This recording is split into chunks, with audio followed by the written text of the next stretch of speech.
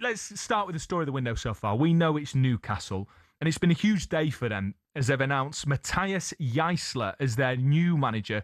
They've agreed also to sell their captain to Arsenal. More on Bruno Guimaraes shortly, but Jaissle's just been speaking for the first time to Newcastle's official social channels. Let's have a listen to what he's got to say.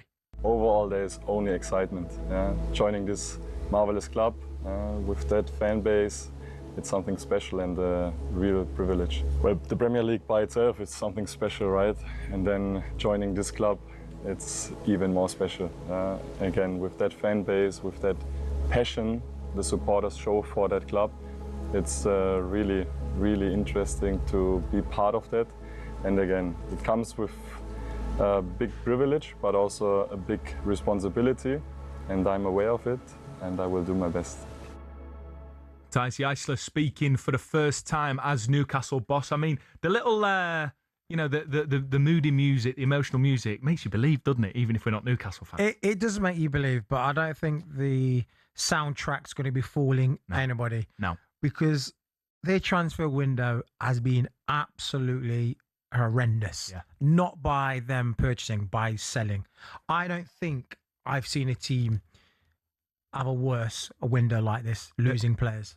Do you think because it was not only worth that, the manager. Yeah. Not only as top players, the manager as well. And there are lots of fans out there thinking, well, the manager's just looked at the situation and said, I can't handle that. I think that's what he's done. And it's not, and this isn't a criticism of Eddie Howe, but he's probably looking at the situation thinking, what can I do? And I imagine Newcastle fans are thinking, what can we do? We've got the wealthiest owners in football. We're not allowed to spend the money. We're swimming with our hands tied behind our back.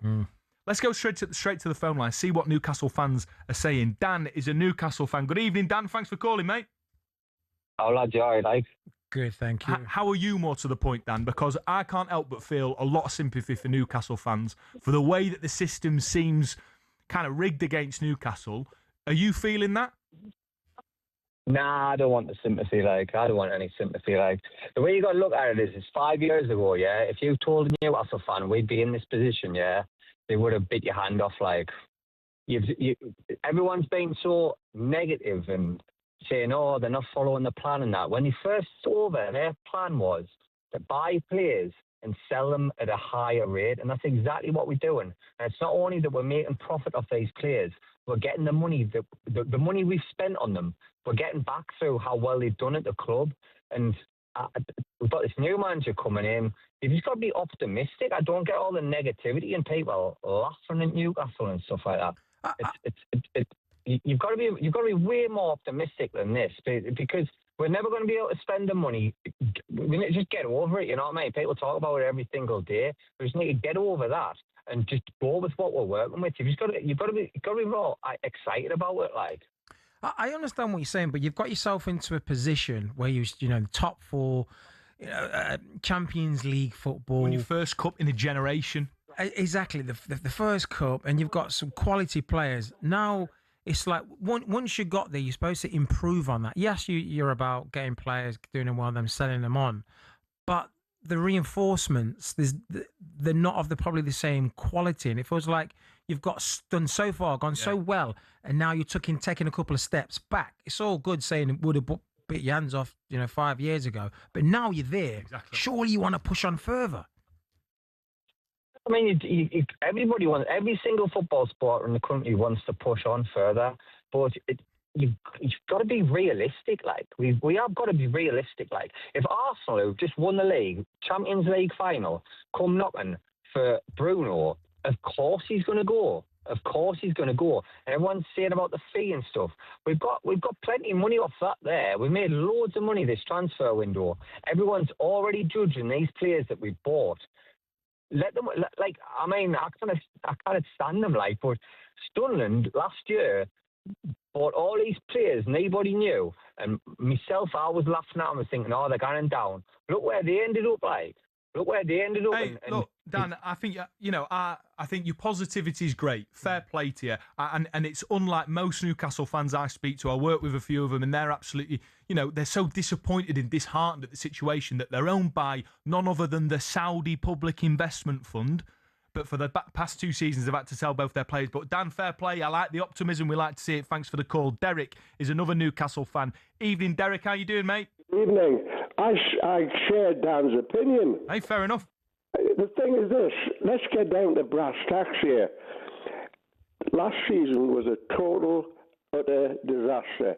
Now, before you tell me, okay, every manager has a bad season, it didn't help the Liverpool manager, and it didn't help Eddie Howe. The thing is this, Eddie Howe had control of this club all last season.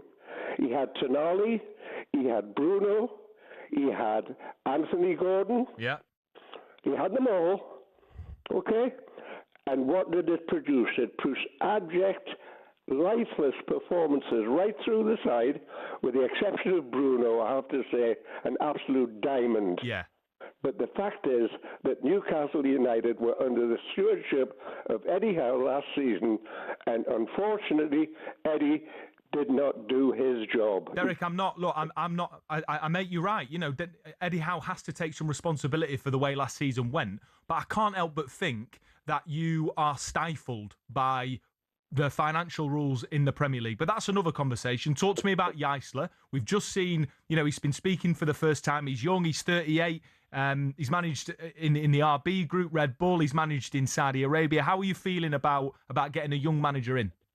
This young man can either be a total success at Newcastle. If he is, we'll take him to our hearts. He may fail, I don't know. But I tell you what, it could not be worse. And I'm not being very strong here, but it could not have been worse if Eddie Howe had stayed on and produced another season like the one we've just endured. No, fair enough. Derek, can I ask you one more question, though? Where does Eddie Howe rank in terms of legendary Newcastle managers? Would you say he's a legend? If Eddie had retired from Newcastle United at the beginning of the season before last, he would have been anointed. But unfortunately, he took the step of staying on, and unfortunately for him, it didn't work out. So no, I wouldn't put a statue up for Eddie. So he's won you a title, some silverware for first time in God knows how long, 50 odd years. But because he's had a bang average season, he's now no longer going to be anointed as a legend, and you know, he's ruined his legacy just because of that. That's right. Same as a Liverpool manager. He'll never be a legend at Liverpool because he had a disastrous season and he paid the penalty. Eddie had the opportunity to. There was a slight difference. There's a slight.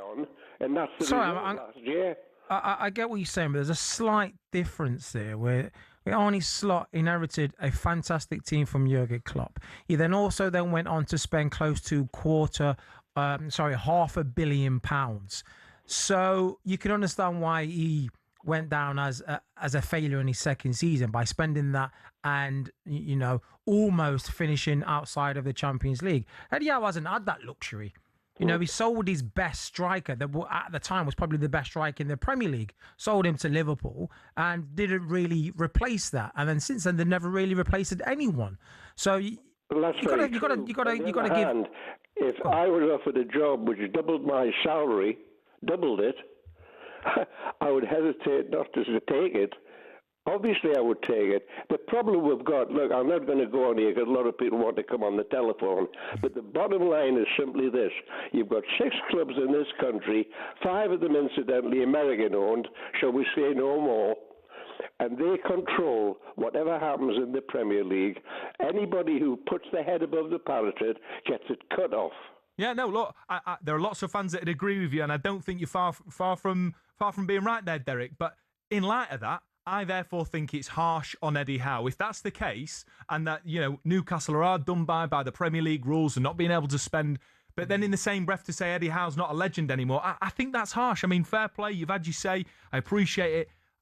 Eddie Howe's a legend. Yeah, of course he is. Absolute legend. I think, like I said, he was working with one hand behind his back the whole season. Yeah, look, you can say some of it's his fault with selections, but the depth of that team was very minimal, small. Then you've got the situation where they can't spend. So it's difficult to put all the blame and say, Eddie Howe, you had a rubbish season. Very, very harsh. Yeah, I take his point about, you know, he's got to take some responsibility about the performances. But yeah, harsh from me.